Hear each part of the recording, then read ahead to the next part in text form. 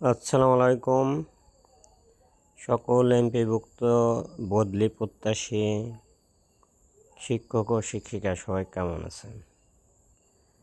তো অবশেষে মাধ্যমিক ও উচ্চ শিক্ষা অধিদপ্তর থেকে এমপিভুক্ত শিক্ষক বদলির লক্ষ্যে তথ্য সংগ্রহ সংক্রান্ত নোটিশ এবং প্রজ্ঞাপন জারি হয়েছে।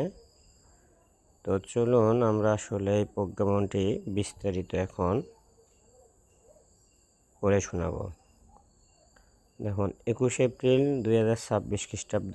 বিষয়: স্বয়ংক্রিয় সফটওয়্যারের মাধ্যমে বেসরকারি শিক্ষা প্রতিষ্ঠান, স্কুল, কলেজ কর্মরত এমপিভুক্ত শিক্ষক বদলির লক্ষ্যে তথ্য সংগ্রহ সংক্রান্ত উপযুক্ত বিষয়ে ও সূত্রের আলোকে শিক্ষা মন্ত্রণালয় মাধ্যমিক উচ্চ শিক্ষা বিভাগ কর্তৃক সূত্রোক্ত 1 নং স্মারক স্বয়ংক্রিয় সফটওয়্যারের মাধ্যমে বেসরকারি শিক্ষা প্রতিষ্ঠান, স্কুল, কলেজে কর্মরত এমপিভুক্ত শিক্ষক বদলি নীতিমালা 2026 জারি করা হয়। উক্ত নীতিমালার আলোকে মাধ্যমিক ও উচ্চ শিক্ষা অধিদপ্তর কর্তৃক টেলিটক বাংলাদেশ লিমিটেডের কারিগরি সহায়তায় বেসরকারি শিক্ষক ও কর্মচারী বদলির একটি সফটওয়্যার প্রস্তুত করা হয়েছে।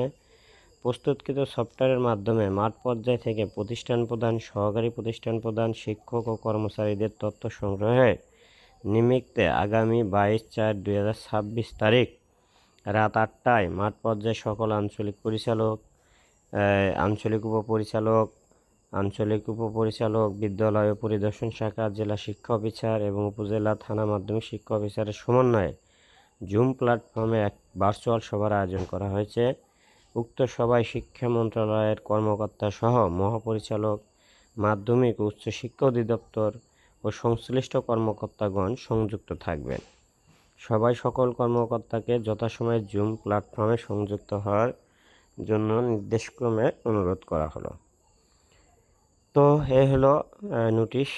তো অবশেষে কিন্তু আগামীকাল 22 তারিখ এই বদলি সফটওয়্যারের উন্মুক্ত বা উদ্বোধনী ঘোষণা করা হবে জুম প্ল্যাটফর্মের মাধ্যমে, এবং সেটা হবে কালকে রাত 8টায়। এটা নিঃসন্দেহে সকল বদলি প্রত্যাশী শিক্ষক শিক্ষিকার জন্য একটি আনন্দের সংবাদ। তো আমরাও চাই সার্বজনীন বদলিটি শুরু হোক এবং সকল শিক্ষক, অর্থাৎ একই উপজেলা থেকে একই